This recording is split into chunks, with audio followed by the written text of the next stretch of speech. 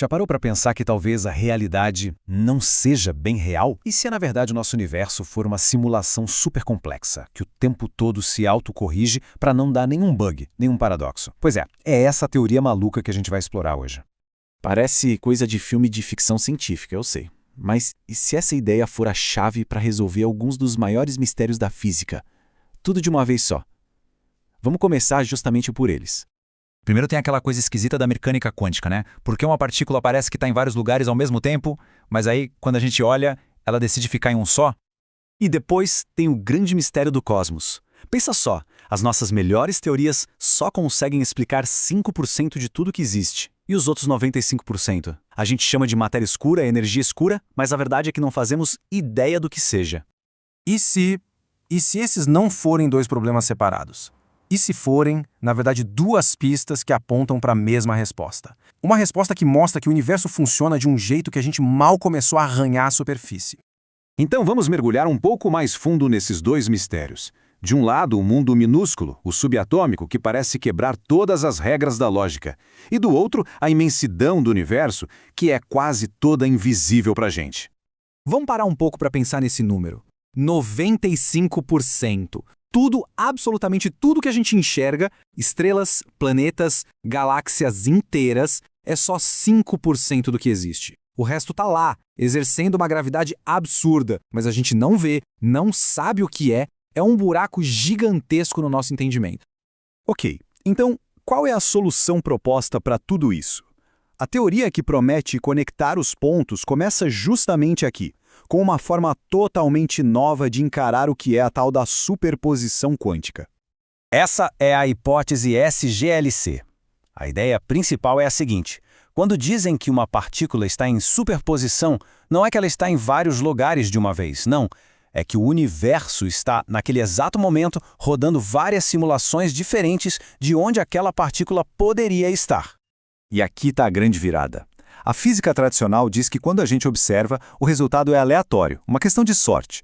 Já a SGLZ diz que não, o resultado já estava decidido o tempo todo.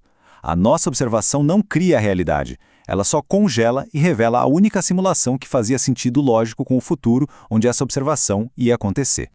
Tá, mas aí vem a pergunta, né? Como é que o universo sabe qual simulação tem que escolher? Se uma coisa que vai acontecer no futuro determina o que está acontecendo agora, como essa informação viaja? A resposta é algo que bagunça completamente a nossa ideia de passado, presente e futuro. E aí que entra em cena o MOSSE. É a sigla para Modelo de Otimização de Consistência Estrutural. Para ficar mais fácil, imagine que o MOSSE é o sistema operacional do universo. E a regra número 1 desse sistema é bem simples. A realidade não pode ter paradoxos. Tudo tem que fazer sentido, do começo ao fim. E para garantir que tudo faça sentido, sem nenhuma contradição, a informação precisa correr nos dois sentidos do tempo. É exatamente isso. Uma observação lá no futuro tem que ser capaz de afetar o que uma partícula fez lá no passado. Esse conceito, que é de explodir a cabeça, tem nome: retrocausalidade. Funciona mais ou menos assim, ó. Uma observação lá no futuro manda um sinal de consistência de volta para o passado. E por onde esse sinal viaja? A teoria sugere que é por algo que a gente já conhece, o campo de Higgs. Ele funcionaria como uma espécie de cabo de dados universal, avisando o passado qual é o único estado que vai ser consistente com o futuro que já aconteceu. Certo. Agora vamos pegar essa mesma ideia de consistência, essa lógica do MOSSE, e levar ela para uma escala gigantesca, a escala do cosmos.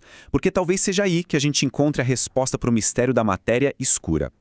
E a proposta aqui é revolucionária. E se a matéria escura não for uma partícula estranha que a gente nunca achou? E se for só um efeito do algoritmo MOSSE? Pense assim, é como se o sistema olhasse para uma galáxia e dissesse: para essa galáxia girar desse jeito sem voar pelos ares, a conta da gravidade não fecha, precisa de mais. E aí, para manter a consistência, o sistema puxa a gravidade que falta de outra dimensão. Então a gente começa a ver o quadro geral. O ponto principal é que essa hipótese SGLC, com o MOSSE no comando, parece unificar tudo. O problema da medição quântica, o emaranhamento, a matéria escura, tudo isso deixa de ser um mistério isolado. Eles passam a ser só manifestações diferentes da mesma regra básica. O universo está sempre, o tempo todo, buscando a consistência lógica. Mas espera aí. Se o MOSSE é o sistema operacional, qual é o computador onde ele está rodando? Bom, A teoria diz que a nossa realidade com as 4 dimensões que a gente conhece é só a pontinha do iceberg. É só a sombra de uma estrutura muito, mas muito maior. Se preparem, porque agora o negócio fica sério. De acordo com essa teoria, a realidade de verdade não tem 4, mas sim 24 dimensões. Isso mesmo, 24. 8 de espaço, para permitir todas as geometrias malucas, 8 de tempo, para essa viagem da informação para o passado poder acontecer, e 8 dimensões de luz, que seriam responsáveis pelo fluxo de informação e, quem sabe, até pela própria consciência. O que a gente percebe como nosso universo, com altura, largura, profundidade e tempo, seria só uma projeção, sabe? Uma sombra dessa estrutura gigante. A verdadeira sala de máquinas do universo, onde o MOSSE roda todos os cálculos para manter tudo consistente, teria 24 dimensões. Ok, uma máquina tão incrivelmente complexa assim deve ter algum propósito, certo? Se o universo é mesmo essa simulação que se autocorrige, para quê? Qual é o objetivo final disso tudo? Por que ela existe? Bom, a resposta que a teoria dá tem 2 partes. A primeira é se autopreservar. O MOSSE garante que a simulação nunca chegue num paradoxo que cause um crash no sistema. E a segunda parte é adquirir dados. O objetivo do universo é ficar cada vez mais complexo, gerando e guardando o máximo de informação possível, desde que essa informação seja consistente. Então, vamos juntar as peças. A teoria basicamente diz que a gente vive na única simulação entre várias que poderiam existir, que faz sentido lógico com o seu próprio futuro.